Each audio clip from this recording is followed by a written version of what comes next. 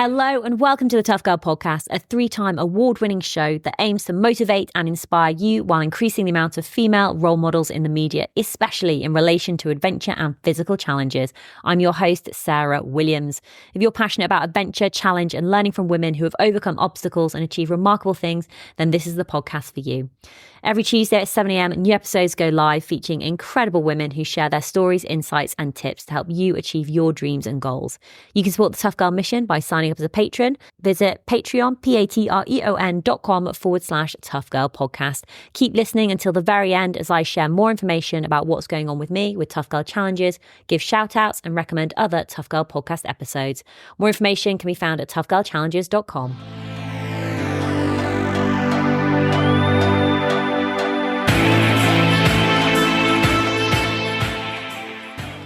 I'm Xian. I'm a climber and a climbing coach, and I'm also on the North Face Explorer team.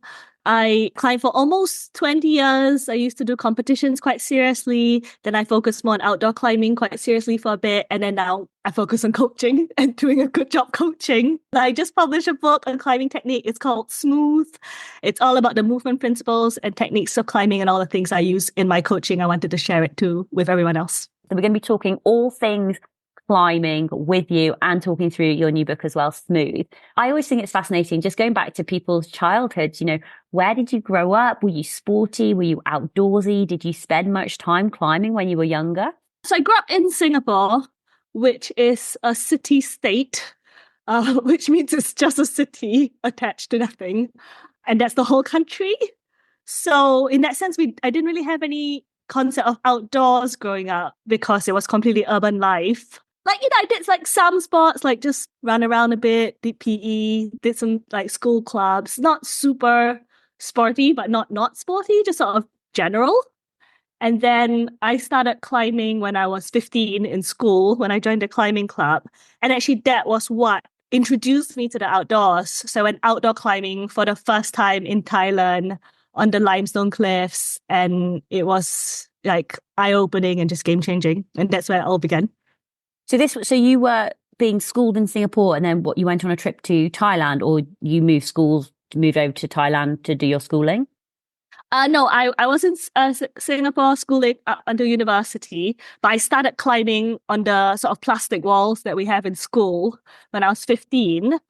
And then I guess we had a couple of coaches who sort of taught us how to climb to the ropes, and they were really keen outdoor climbers. So they would go on trips all the time to climb outdoors. So they brought us to Thailand, which is the closest sort of outdoor climbing to Singapore.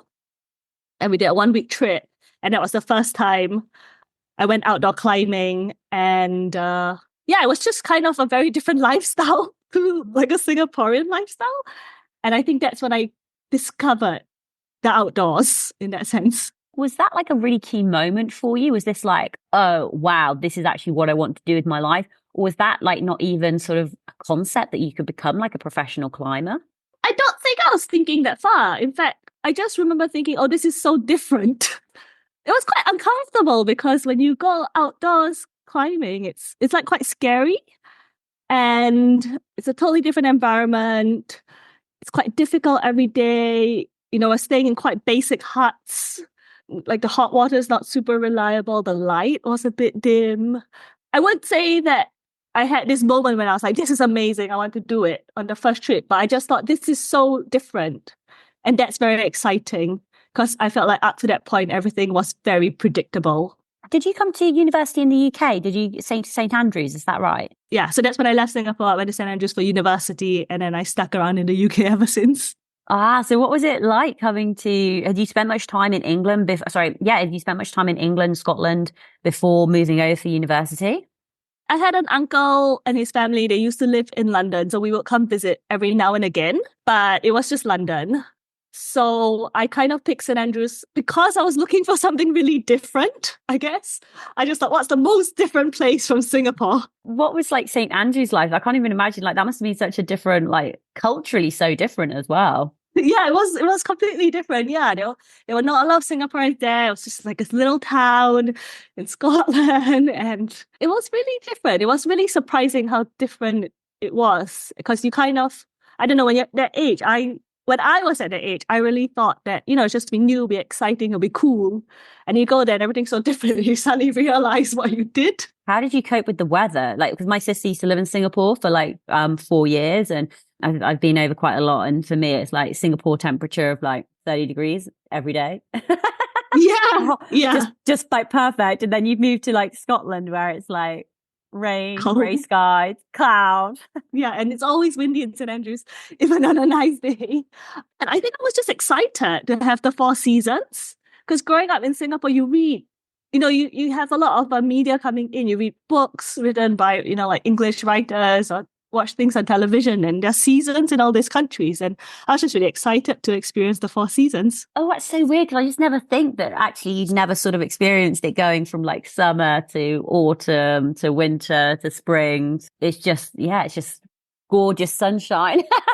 Yeah, but you spend a lot of time indoors in Singapore because it's so hot, and we're very, very built up. So I feel like growing up in Singapore, you can get quite disconnected from the weather, actually. Yeah, because you probably just Because used to it's like aircon all the time. Yeah. Yeah, and now when I go back and I visit Singapore, I notice it because I'm like, wow, I don't know what the weather's doing for days because I haven't been out looking at the sky. Like, I really love having the seasons here, so it doesn't bother me that it's cold. I think it's great that it changes, and I love like just feeling connected with like the change of the weather. Are you still based in St. Andrews now, or have you moved? No, so then after that, I went to London, and we were in London for a few years, and then now we're in Berkshire, which is like the commuter belt of London.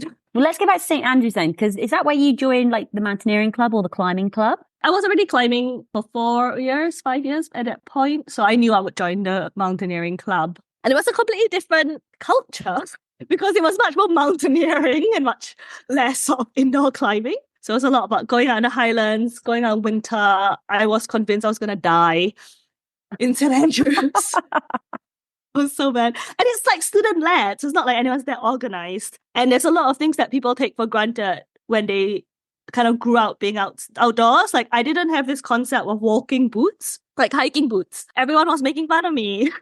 As you do in uni, they were like, why are you wearing your Converse so as to walk around? Like, it was so obvious to everyone that I should get proper walking shoes, but I didn't know what proper walking shoes were or where to get it. And eventually I worked it out and I managed to get myself a pair. And I was like, oh, this is so much better. Do you have a discipline in climbing? Like, do you have a specialized focus that you focus on, or are you just everything? Yeah, I mostly do climbing, like rock climbing more than mountaineering. But I do most of the disciplines within it. So you have bouldering, which is like small rocks. Then you got sport climbing, which is like 20, 30-meter climbs. And then you've got traditional climbing, where it's also 20, 30-meter climbs, but you put your own protection in. I probably do bouldering and sport climbing the most. And I sort of dabble in trad climbing occasionally. People who maybe haven't been climbing before, like, how would you sort of describe it? Like, why do you enjoy the experience of climbing? Like, is it the mental side? Is it the physical side? Is it the challenge? What is it? That's a good question. I think that climbing is a very complicated sport. And the nice thing about it is that it can be all of those things. And it depends on like what you're motivated for at that point. So I feel like because I've climbed for almost 20 years, what has kept me climbing and motivated for climbing keeps changing. So when I first started climbing, I think I just really enjoyed like the sporting challenge of it because it's mostly indoors and competition. And I enjoy meeting people actually because climbing is very social. And through climbing at the beginning, I met a lot more adults, like students from different schools and different backgrounds. And I just really enjoyed meeting people and then trying really hard. And then when I came to university, it became more about exploring the outdoors. Climbing became this vehicle to kind of go to places that I didn't even knew existed or think of. That was very exciting and like having a bit more of an adventure. There's always more risk when you go outdoors. So you discover a lot about yourself, how you respond to, danger or fear, how you adapt to things going wrong. So that became very important for me in the university days. And then it sort of keeps changing, every few years, what the kind of key component is. And I think that's what draws people to climbing is different things. But that's also why people who climb often stay in the game for a long time because it can change with you. You mentioned there about sort of the risk and responding to danger and how you manage fear and how you adapt.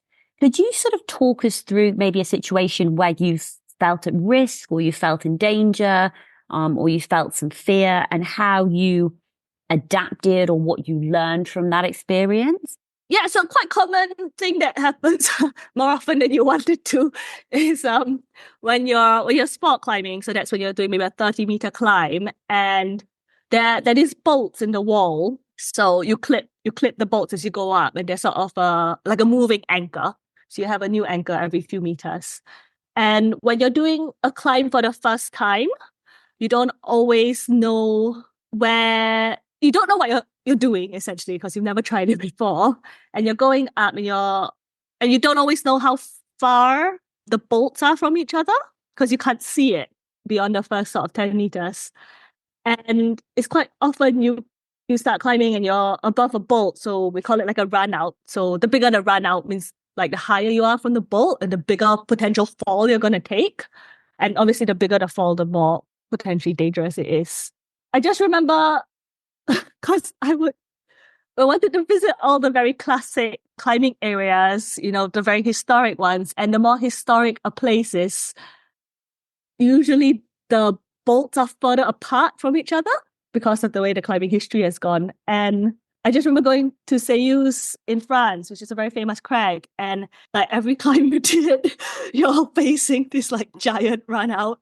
Like suddenly you're like 6 meters above a bolt or something. So you're facing a potentially like 12-meter fall. And I remember this one particular route, it was about 35 meters. I think they had maybe 7 bolts in the whole thing. And you're climbing this route for the first time, so you don't know where you're supposed to go, what the moves are. And it's like quite stressful. I think I just really learned to stay calm and look at it one move at a time and not panic about the fact of where you are. And then also, you sometimes get to a point where you know if you fall, it will be quite bad. So you have to stay super calm and continue climbing even though you feel tired and you don't know whether or not you're going to make the next move. So that's kind of my main, I don't know, experiences, I think, with risk. But to be honest, like staying calm is such a skill. And are you doing that is this like through mind over matter? Like, so sometimes when I need to focus, like to say I'm walking like by the side of a cliff or something and it's quite a narrow path. And then in my head, I'm like, focus, focus, focus, focus, focus, focus, focus. Yeah. Are you sort of saying like, just like be calm, or are you doing any breathing techniques, or do you have like a mantra that you sort of say to yourself to help sort of manage the emotions? So I think the tricky thing in climbing is that it's very hard to have a mantra because you're actively problem solving while you're really stressed. So you can't like drown out a lot. You can't drown out your voice by saying stay calm, because you have to go, is it here? Is it there? Am I supposed to do this? I need to test this foot. That's wrong. Oh, it's the other foot. You have to be very actively searching how to climb. And I think that's what makes it unique. I think I was quite lucky in that sense that when I started outdoor climbing more seriously, I was actually accidentally quite well equipped to do these things. Basically, when I was really young, my dad, he was really into meditation. So I did a lot of meditation as a child, which I think is quite rare, but I think I started at maybe 5 or 6 years old. I was meditating for sure. And then also because I did competitions, which is a high stress environment in the sense of performance, but low consequence. Like you're not going to die, you'll just do badly. I had a lot of practice as well with pressure. So when I started outdoor climbing seriously and I sort of climbed into this situation without realizing that it was so risky, something just sort of clicked and I was able to do it. And I think that came from years of preparation more so than what you do in the moment. I love that, especially with how you talk about competitions, high stress, but also low consequences. And it's like, oh yeah, like that's a really great way to look at it, and actually meditating from such a young age. And did you have many sort of mentors or role models, or were there people that you looked up to? You know, were there women in the climbing space who you were like, okay, I want to be like her? Yeah, definitely. I was really lucky because when I started climbing in 2005, there weren't that many women who climbed. But in Singapore, there were two very pivotal role models for me who were women. So the first one is Suzanne, who was my first coach. I always remember the one of the early things she taught us was, okay, when you place your foot, you want to place your foot mindfully. And that always it almost became like a guiding theme for me, which is that you climb mindfully. And I guess because my background of meditation, I was able to apply, like not really consciously, but something in my subconscious sort of understood that you sort of want to be aware, but without over controlling the situation. So that was huge. And the other thing she taught me was that competition is a celebration of your training. So rather than going out and pursuing a result, it was about celebrating all the work you've put in. And I've always used that to help me to do well in high pressure situations. So she was really, really pivotal. And then the second role model is Beatrix, who was the top female climber in Singapore at that time. And she was so, so far ahead of the game. And I remember she got like second in the Asian champs. In Singapore, we're not known for sports, like doing well in sports. And knowing someone like her who was so willing to take risks with what she did in terms of her training, her climbing, she was winning all the local competitions. She actually joined the men's category as well to push herself. That was so bold. And I think her audacity was very inspiring for me. Oh, I love that. Oh, definitely really inspiring. Like yeah, I love that. Especially with like sort of that mindful foot placement. But then also like, was it Beatrix you said? Beatrix, she just sounds like like a badass, just like taking the risks and just doing it. Yeah. So Suzanne, who was your first coach, said it was, the competition was almost like a celebration of the training. I would love to hear more about your training. What does that look like? If you could talk a little bit more about sort of the specifics and maybe how that's changed over the years, I think that would be really fascinating. Yeah, that's changed a lot over 20 years. It's a lot more haphazard than maybe a lot of people expect. So like the first 5 years when I was in school was kind of just like teenage rage. I guess, climb all day, every day. I think that was the point. I literally climbed every single day a week. And you just go in and you go hard every day. And then like once a week, we'll do physical training where you do bodyweight exercises like pull-ups, push-ups, hanging on your fingers, go for a run. But mostly it was very just like haphazard, but extremely motivated training. We didn't really have the funding in school for like a regular coach. So we'd have a coaching session like once a week or sometimes less than that. So most of the time we're on our own. And I actually think that was hugely beneficial in that sense. If you're a teenager, your body can take this kind of approach and you do what I look back and I see is I did so much exploration and experimentation in those years in a very playful way. And I learned so much from climbing doing that. It's not the smartest way to train because you tend to get injured if you're not a teenager doing that.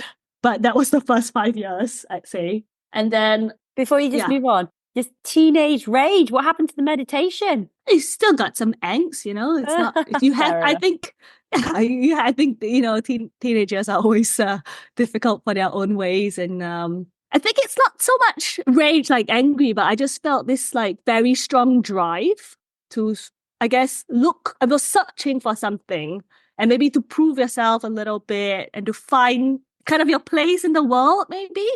So I think, yeah, it was a really good like channel for all that emotional energy as a teenager.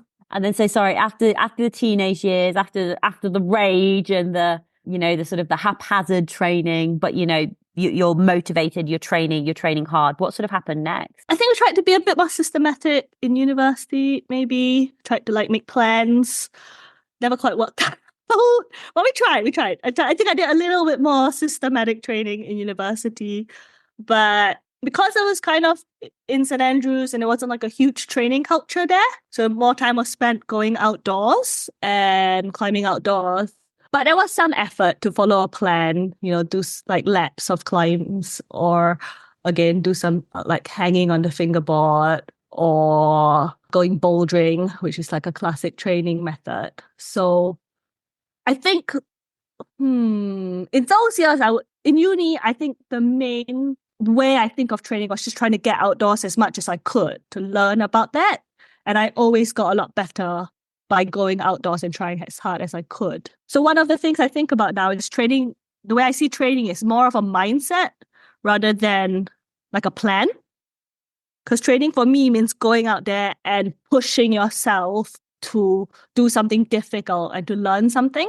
So for me, it was pushing by going outdoors and doing things that I found intimidating. So that was like that phase, I think. How much are you climbing now? Are you able to fit it in with, obviously, you're working more sort of coach, but, do you still have your own sort of personal climbing goals that you're working towards? They've taken a bit of a backseat recently, partly because I'm quite happy with what I've done in climbing, and I wanted to reorientate my priorities to sort out some, other things, non-climbing goals, like personal goals. This year, I've climbed quite little, mainly because I was trying to finish the book alongside full-time coaching. So I had some goals for this year for climbing, but I was not able to pursue them because I wanted to prioritize the book over it.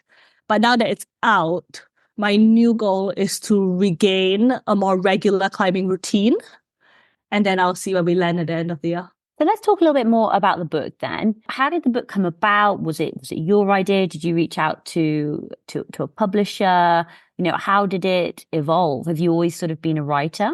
The idea came about 5 years ago in 2019 when I left. I used to work for a climbing wall and I left to kind of just do coaching. And I don't even know who said it, but I think more than one person kind of casually mentioned like, oh, you should write a book because the things you talk about in your coaching is not readily available information. So I had this seed in my head and I started trying to write it in 2019. But then I quickly realized that I didn't know enough about climbing to create like the standard of book that I wanted. So ever since I tried and failed in 2019, it became an idea something that I really wanted to do. And I liked the idea that the book was a self-filtering project. So there was a minimum amount of knowledge I needed to have in order to complete it, regardless of like how good it is. Then I spent like sort of the next years trying to fill in the gaps of my understanding and testing out ideas that would eventually form the main content of the book. And what can people expect from the book? What type of book is it? I guess it's an instructional book about climbing technique. So it breaks down like the principles of the movement, what are the guiding principles for climbing technique, and then lots of specifics of specific climbing techniques. These are the main techniques, these are the common mistakes. This is what it's useful to think about. These are some exercises you can do. You said that there are some common mistakes, which is like for you as a climbing coach, which is the mistake that you're like, not again, not again. I think footwork is a big one that comes up a lot. It's the standard for footwork is a lot higher than people expect to do well, and it has a high consequence. Your bad footwork leads to you can't do a lot of things if you got bad footwork because it's your platform that you stand on. So that comes up a lot, and nobody likes to be told that they need to improve their footwork. But where would you even start with footwork? Like, what is that? What does that actually mean? So when you're climbing, you often have to push off very small features on the rock. So it could be, like something like the size of your thumb, that's a good foothold, but it could be a lot worse. So you need to aim with your foot in a very specific way and place it in a very specific part of the rock, like learning to judge the features of the rock is important. And then putting pressure at the right bits and not letting the tension travel too high up in your body. That's what you're trying to do with the footwork. Have you ever had sort of a climbing injury? I've had many climbing injuries. But I suppose for people who are listening who are maybe sort of like injured at the moment, feeling a little bit frustrated, they can't necessarily climb. Could you talk through maybe just like one of those injuries or when you've lost your mojo and then how you've got back into it? Because I imagine that must have been very frustrating if you've been climbing at a certain level and then you get injured and then you've almost got to start back at the beginning again. What's been your experience with injuries and how have you dealt with them and what have you learned from that? Yeah, so I had about 5 to 6 years where I had an injury almost every year. So that means you get injured, you rehab, you have about 3 good months, and then you're injured again. So that was very frustrating, but actually it's probably the best thing for my climbing. Every time I had an injury, it became like a lighthouse, illuminated what I needed to work on because there was a reason why I got injured. So, for example, I used to get a lot of shoulder injuries, and over time, I learned that the reason why I was getting shoulder injuries was because I wasn't like doing the technique correctly. I was hanging too loose in my shoulders, or I was overly tensing, and I was not putting my body in the right positions. So, because I had to overcome the injury after the rehab, after you see the physio and you do some exercises, you need to address the root cause of the injury. Otherwise, it will come back. And I think that is what pushed my climbing forward a lot of the times, was addressing the root causes of all the different injuries I had. Have you been injury free for a while now? Yeah, it's been nothing like, you get niggles and stuff, but yeah, I've been okay for the last few years. And I think it's precisely because of that 5-6 year period where I was constantly injured. I had to fix so many things in my climbing, how I approach climbing, like took care of my body. And now I know like my worst injury probably led to the biggest change. So I had this back injury actually the year I did the World Cups, and like I was just before the last World Cup and I was in such good shape. And then I just had this like really bad back injury about like a week before the competition, and it was devastating. So I just did too much, basically overtrain, and back pain can come on like that. And I learned that you can't abuse your body, basically. If you put in training or you put in work, you have to give time to recover. And I didn't respect the balance of my body, and that's why this happened. And even though it was a very difficult thing to experience, because it was so bad, I know now that I should never do it. And sometimes it needs to be something quite severe to give you that clear message. So yeah, I think if you're getting injured, I would say, first of all, I think it's actually very common. It's very normal to get injured as an athlete. And learning how to deal with injuries is a skill of an athlete or an outdoors person. And I would investigate the root cause of the injury rather than think, oh, I'm so unlucky I got injured. Because yes, there's always an element of like odds are against you, but the more you do to take care of your body, the better your chances of being injury free. Oh, absolutely. I'd love for you to share like one of your favorite climbs or climbing experiences, I should say. So whether that's outdoors, indoors, whether it was a certain bouldering, a problem that you wanted to overcome, whether it was a climbing competition. What's one of those like magical climbs that you've experienced?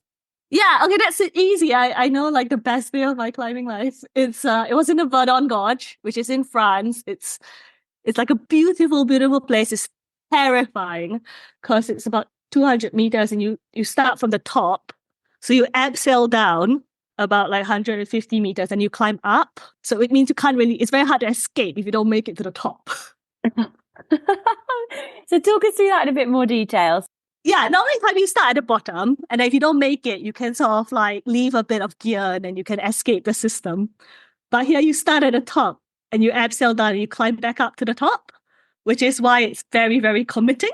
How was it on that climb, like climbing up? Did you get into like a flow state where everything's sort of just, I don't know, you're just moving like, I was just like, yeah. I think what's so magical about that were two things. One, I had this idea in my head at the time. I wanted to do like a difficult multi-pitch. So multi-pitch is where you have to do like several pitches in a row and you stay hanging on the rock. And, this climb isn't great, very difficult, but at that time it was very difficult for me. And I was the only one who wanted to do it. I was with my partner, my now husband, but that was before we were married. And my best friend from home was also in France for an exchange program. So we all met up. Nobody else wanted to do this difficult, scary multi-pitch. It was like a personal interest. So I pushed it. We had been climbing all summer for like 6 weeks of outdoors. I was feeling good about my climbing and my confidence. So I was the one who said, let's go here and I will lead. And I think that was like a huge like a confident move because you have to take responsibility. Say, I'm taking the two most important people in my life with me to do this dangerous, scary climb. They don't want to do it. They're here for me, and I have to get us out of there. So we went, and then I led the whole thing. So I take the rope up. So I take the most risk, and every single pitch was difficult, and I really thought I was going to fall so many times, but I managed to stay calm and stay on the climb and do every single move. There were so many points in climbing where you're in an uncomfortable position and you have to choose to stay in the uncomfortable position, stay with the uncertain moment until you solve the next move. And it's very easy to give up when you're uncomfortable and just let go and fall. And I was just really proud of myself for staying with it the whole way. And we timed it a bit badly. So we had to do the last pitch in the dark, almost in the dark. So I climbed it so quickly. And then, then my husband and my best friend came up. We all had like an epic adventure. I was sitting at the top of the gorge with full moonlight, belaying them up. And it was just like a magical moment of like, I felt like really present in the moment, really connected outdoors, felt like I backed myself up for the things I wanted to do. I was there with my favorite people, and it was just like a really special moment. Oh, I love that. Thank you for sharing. And have you got sort of a future climbs or future climbing goals that you'd like to work towards, whether it's this year or next year? I have a long-term goal, so it's not going to happen this year, but and I'm like 34 now, so maybe we'll see how many years it takes. So one of my like long-term goals is to on-site an 8A. So 8A is like a difficulty grade in climbing, and to on-site it is to do it like with no information. So you just set off the ground and you work it out all the way till you get there. So that's my long-term goal. Where would you do that? Can you do that in the UK, or do you need to go abroad to do that? You can do it anywhere. So the difficulty is that it's very hard to climb things on site, which means that with no practice, because you start from the ground, you have no information and you have to work it out as you're climbing, which is one of my favorite styles of climbing. So a lot of things have to come together. Either you have to be, really good relative to the grade that you want to climb, so you've got margin, or you have to have like a top performance where you're like climbing really well, you're problem solving really well, you're pacing really well, and you just like everything just comes together. That's a long-term goal of mine. But right now, I'm trying to focus on building the coaching business to have a little bit more longevity. So I've decided to put that as a priority for these few years. Right now, the goal is more just like maintain my climbing, keep learning more about it. And then I think at some point, I will shift the priorities to make that the number one goal. But that's my direction. Where do you coach at the moment, and what type of coaching do you do? Is it quite specific coaching? So I mostly work with just like everyday climbers. So not like elite climbers, like people who go climbing rather than professionals. I coach in 3 places. So I go to Hang, which is a climbing wall in London. I go to the hangar at Reading. And then I also do a little bit of coaching online. I mostly work with people on their movement and technique. I guess that's what I'm best at, but also what most people need. And how can people connect with you? How can they find more information about you, your climbs, and your coaching? Where should they go? Where are you most active on social media? So all the organized information's on my website. That's xiango.com. And then I'm on Instagram as well, which is xiango_. And you can kind of keep up to date what I'm doing there. And you can get my book Smooth on Amazon worldwide. And Xian, I'd love for you to have your final words of advice, final words of wisdom for other women out there who want to either get into climbing or progress their climbing. Apart from just do it, what advice would you like to share? And you can take that in any direction you would like. It's good to be clear on why you're doing it, as in what you're getting out of climbing. Because if you know what brings you joy or what you're looking for, it's easier to not get distracted or demotivated by, say, someone else climbing better than you. So I guess what I'm trying to say, it's like maybe being good at something is not as important as you enjoying it and getting something out of it. So know your why. Xian, thank you so much for coming on Tough Girl Podcast. It's been amazing to speak to you. And massive congratulations on your new book, Smooth. And yeah, keep climbing and keep coaching people to be better at their climbing. I really appreciate you giving up your time, and just best of luck with going after that AA on-site challenge. Thank you so much. Yeah, it's lovely to chat with you.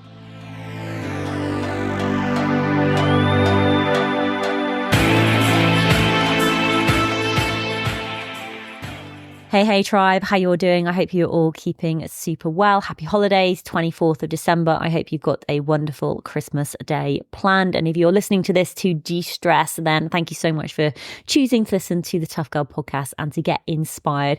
Hopefully it's made you think a little bit more about what your next adventure is going to be, what your next challenge is going to be. Have you got anything planned for 2025?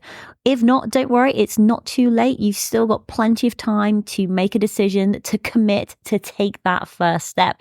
Just want to give you a little heads up about other climbers that we've spoken to, other episodes that I think would be of interest. So if you visit the website, toughgirlchallenges.com, on the website, we do have a resources section dedicated to climbers.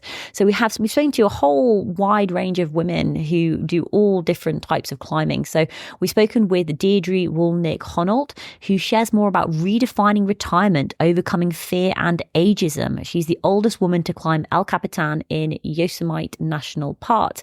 We've spoken with Josephine Collingwood. She's a middle-aged mother of 3. She's a former mountain rescuer. She's a wilderness addict, lover of nature, who shares more about embracing adventure, inspiring others, and capturing life's beauty through photography.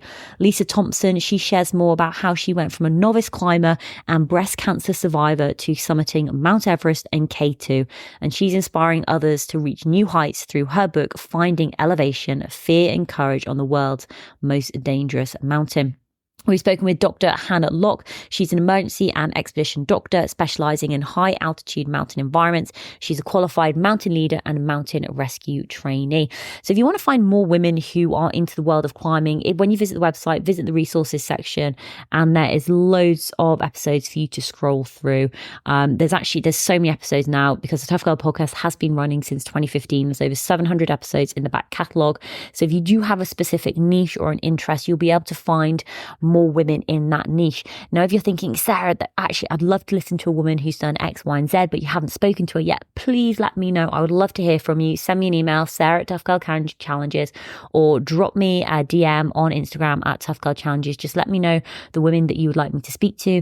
Also, if there's any specific topics that you want me to cover off, so whether that is slow travel, whether that is menopause, training, nutrition, specific places, so New Zealand or specific mountains or regions, whether it's Marathon des Sables or Mount Aconcagua, please do let me know, which area am I missing women in? Which area haven't I covered? So please do reach out. I would love to hear from you. I'd love to hear about your next challenge as well. What is the next adventure that you are looking to go after? Drop me an email. I'd love to hear from you. Thank you to all of the incredible patrons who are supporting the work.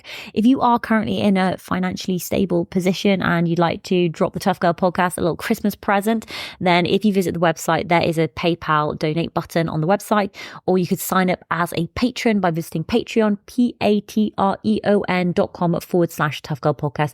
And you can sign up as a monthly patron, or you can do an annual contribution. You can sign up in any currency, so sterling, euros, US dollars, Singaporean dollars, Australian dollars, New Zealand dollars, etc. Pretty much any currency goes now.